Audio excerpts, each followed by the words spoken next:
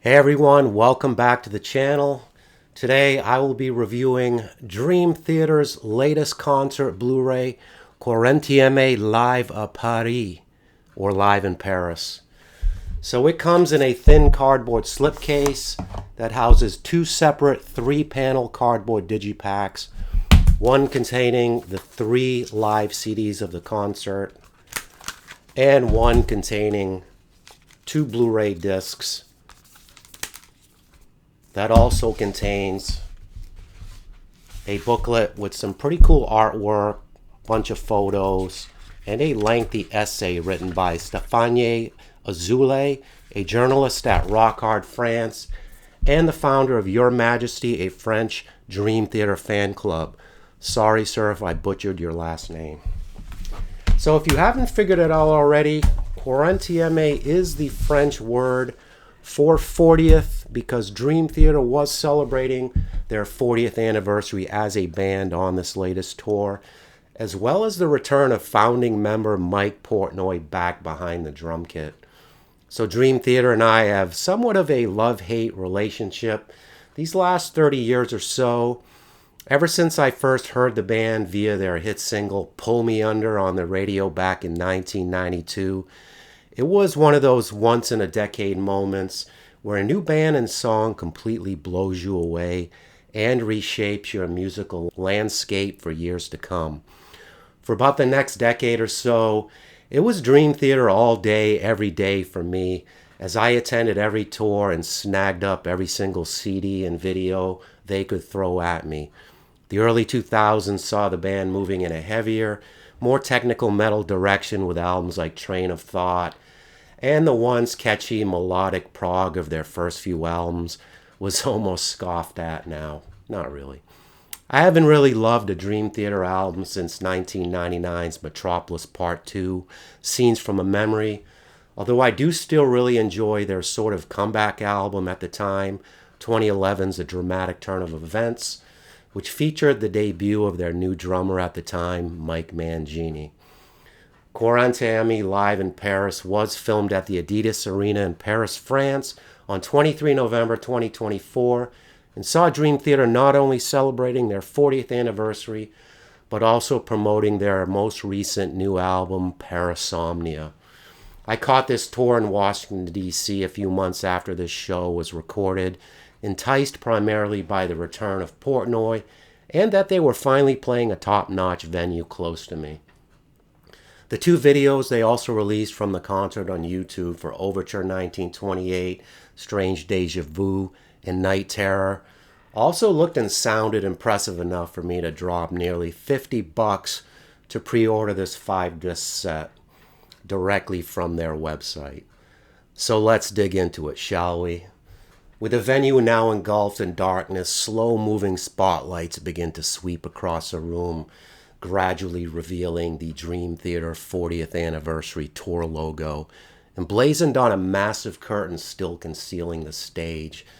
As the familiar recorded intro to Metropolis Part 1, The Miracle and the Sleeper, echoes through the venue, the tension and anticipation build with every passing moment.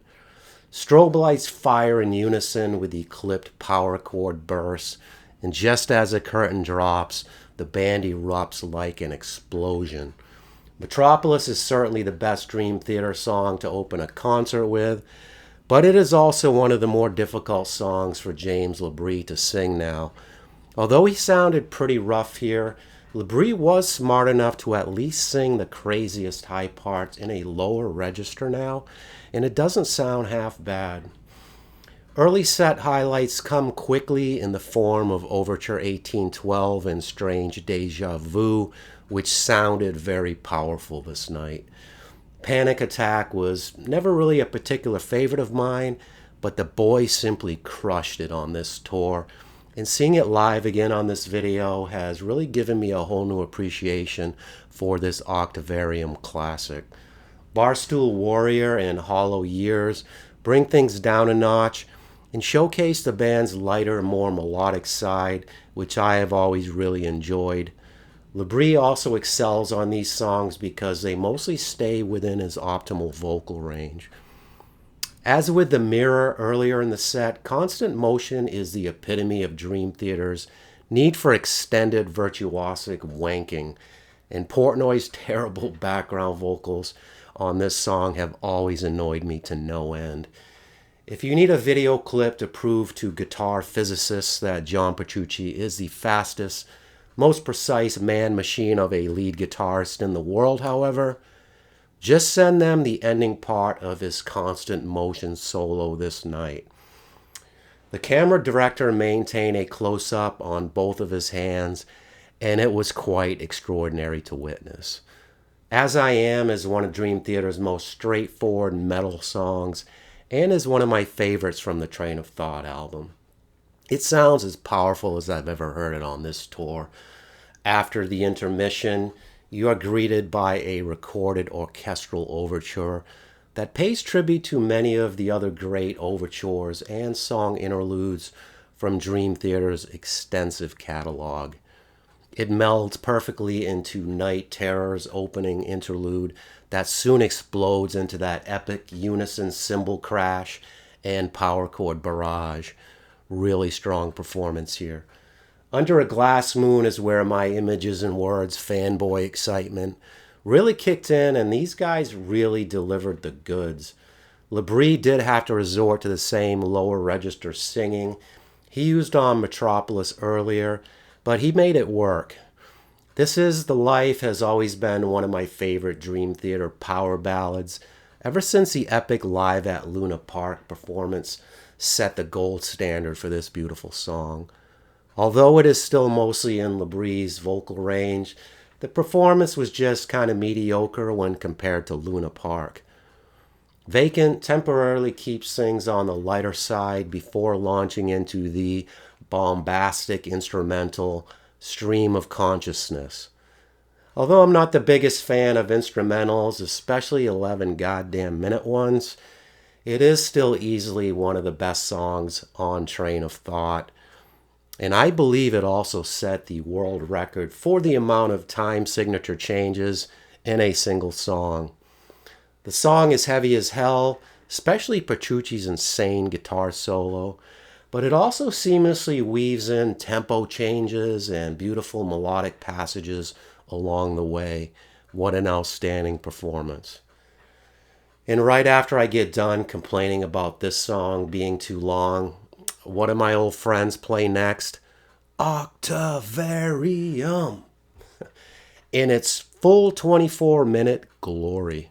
This epic really brought the house down when I saw them live this year, and it was certainly the highlight of this concert video. And how incredible was it to see Mike Portnoy back behind the drum kit, standing up and firing up the crowd as he hammers his cymbals, seamlessly following Jordan's exquisite keyboard solo intro. Songs like Home are what really separate Dream Theater from a lot of the other prog metal contenders out there.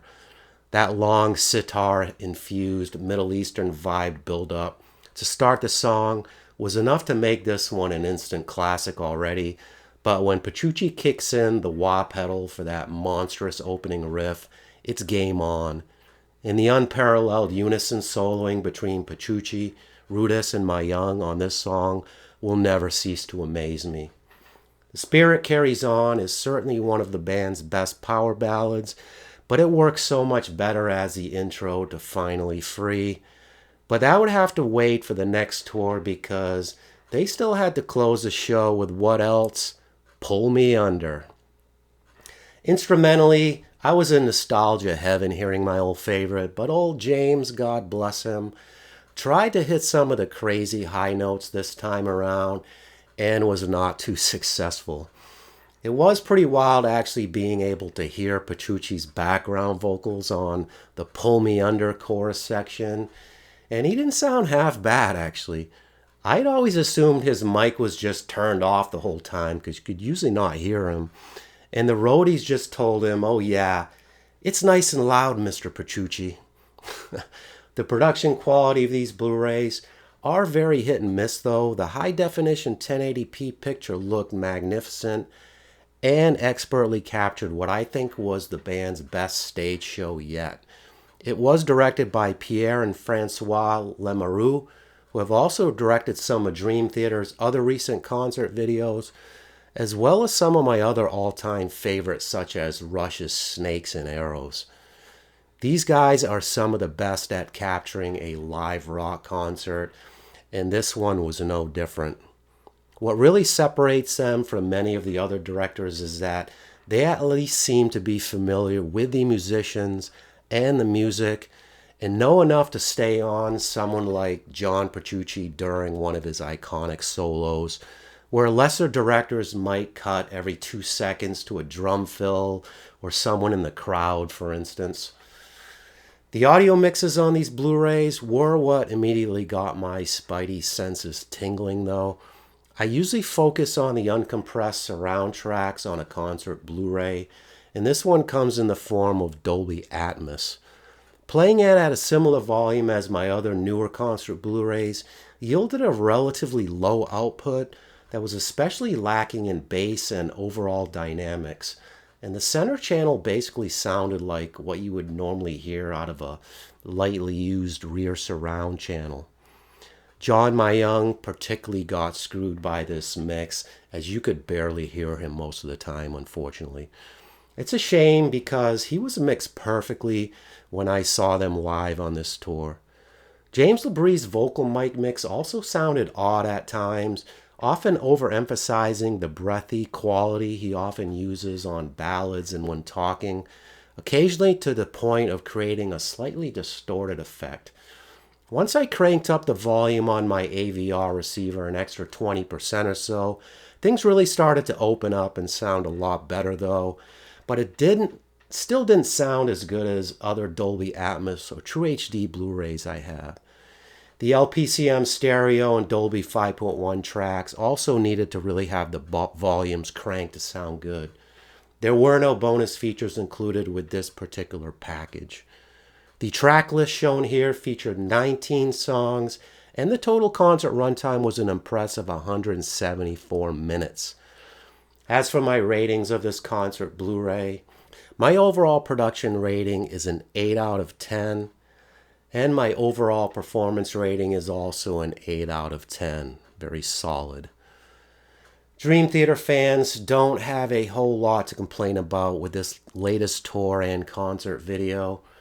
Sure, the Blu-ray audio mixes are not the best. James LaBrie can't sing like he's 30 anymore.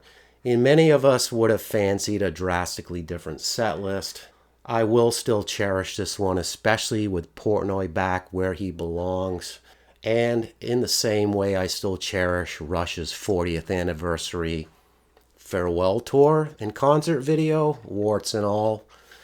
Oh, that's right. Guess I'll be seeing some of you next fall on Rush's 50th. That should be quite interesting. All right, that's it for me today. Let me know your thoughts on Dream Theater's Quarantieme Live in Paris concert Blu-ray in the comments. And don't forget to like and subscribe for more. Thanks, and catch you next time.